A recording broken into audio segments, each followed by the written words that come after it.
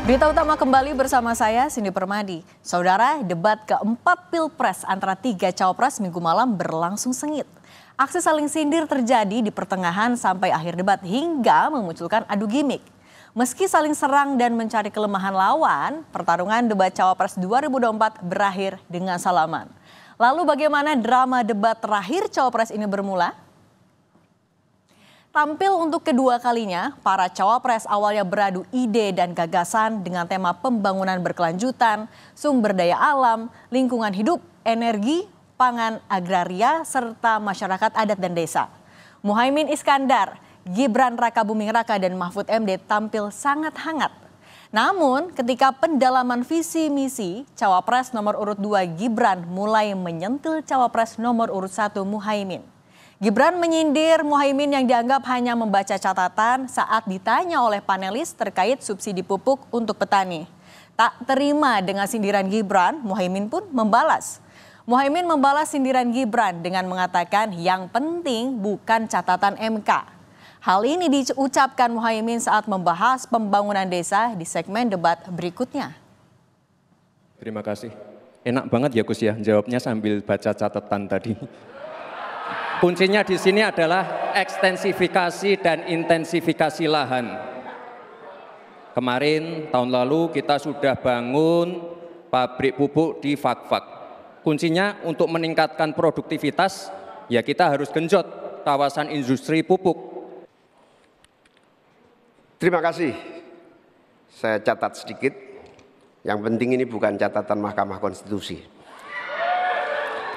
Nah gitu dong Gus, jangan terlalu tegang kayak waktu debat cawapres pertama kemarin. Saling serang dan saling sindir antar cawapres pun kian memanas di segmen kelima debat. Muhaimin mengungkit masalah etika hingga ijazah palsu saat ditanya oleh Gibran tentang LFP atau lithium ferrophosphate yang kerap digaungkan oleh tim sukses Muhaimin. Gibran menduga tim Muhaimin anti nikel untuk bahan baku baterai mobil listrik yang kini mulai dilakukan hilirisasi. Muhaimin pun sempat meminta pertanyaan diperjelas karena menganggap debat bukan tebak-tebakan melainkan mencari kebijakan. Nomor 1 dan tim suksesnya sering menggaungkan LFP, lithium ferrophosphate. Saya nggak tahu ini pasangan nomor 1 ini anti nikel atau gimana? Mohon dijelaskan. Masih ada waktu, Pak Gibran, apakah akan digunakan? Akan saya gunakan apabila pertanyaannya belum jelas. Bagaimana Gus? Cukup? Saya jelaskan juga nggak apa-apa.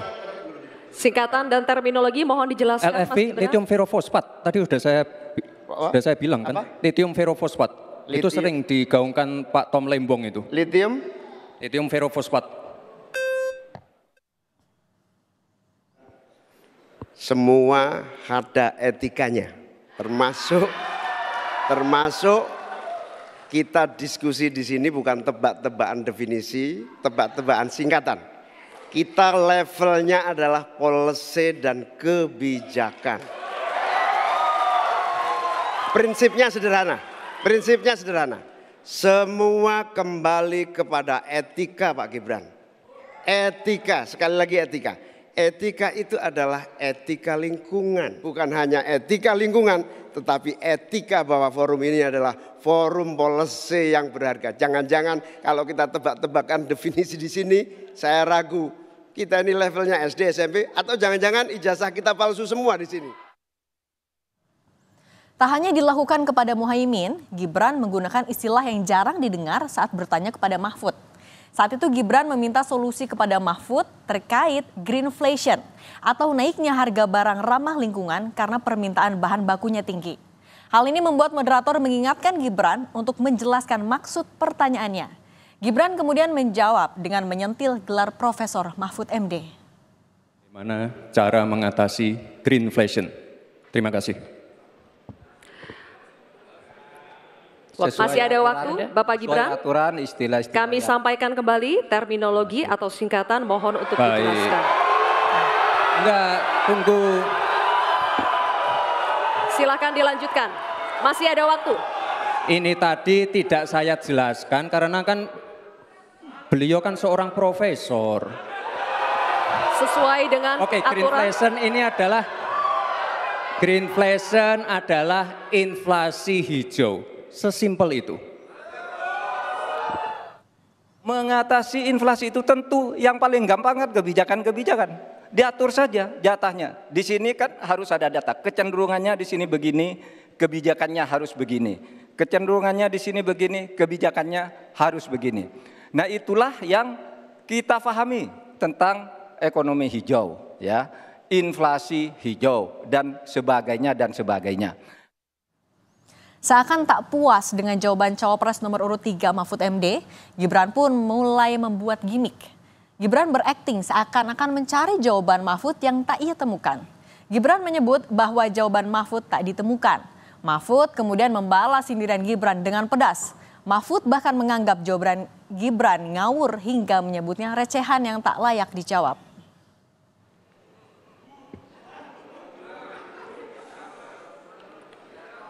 Saya lagi nyari jawabannya Prof. Mahfud. Saya nyari-nyari di mana ini jawabannya. Kok nggak ketemu jawabannya. Saya tanya masalah inflasi hijau kok malah menjelaskan ekonomi hijau. Prof. Mahfud, yang namanya greenflation atau inflasi hijau itu ya kita kasih contoh yang simpel aja. Demo rompi kuning di Perancis. Bahaya sekali. Sudah memakan korban. Ya, ini harus kita antisipasi, jangan sampai terjadi di Indonesia. Kita belajar dari negara maju. Negara maju aja masih ada tantangan-tantangannya. Intinya transisi menuju energi hijau itu harus super hati-hati. Jangan sampai malah membebankan R&D yang mahal, proses transisi yang mahal ini kepada masyarakat, pada rakyat kecil. Itu maksud saya inflasi hijau, Prof. Mahfud. Saya juga ingin mencari tuh jawabannya ngawur juga tuh. Gila ini. Ngarang-ngarang ndak karuan mengkaitkan dengan sesuatu yang tidak ada, gitu ya. Begini loh, kalau akademis itu gampangnya kalau bertanya yang kayak gitu-gitu tuh recehan, gitu. Recehan. Oleh sebab itu tidak layak dijawab menurut saya. Dan oleh sebab itu saya kembalikan saja ke moderator. Ini tidak layak dijawab pertanyaan kayak gini. Tidak ada ini jawabannya. Terima kasih. Seperti yang kami sampaikan di awal tadi, saudara, meski saling serang hingga adu gimik terjadi, pertarungan debat Cawapres 2024 berakhir dengan salaman. Beda dengan debat Capres, seluruh pasangan calon, baik Capres, Cawapres terlihat akrab satu sama lainnya. Mereka saling bersalaman setelah debat selesai digelar. Bahkan tampak Prabowo Gibran turut saling berpelukan, disusul dengan Anies Muhaimin yang terlihat sangat gembira debat Cawapres telah selesai. Debat keempat Pilpres ini menjadi yang terakhir untuk para Cawapres. Namun masih ada satu lagi debat Pilpres yakni bagi Capres yang akan digelar pada 4 Februari 2024. Akankah muncul kejutan-kejutan dari para peserta dalam kontestasi Pilpres ini? Mungkinkah debat panas akan kembali terjadi antara Anies, Prabowo, dan Ganjar? Kita akan lihat nanti.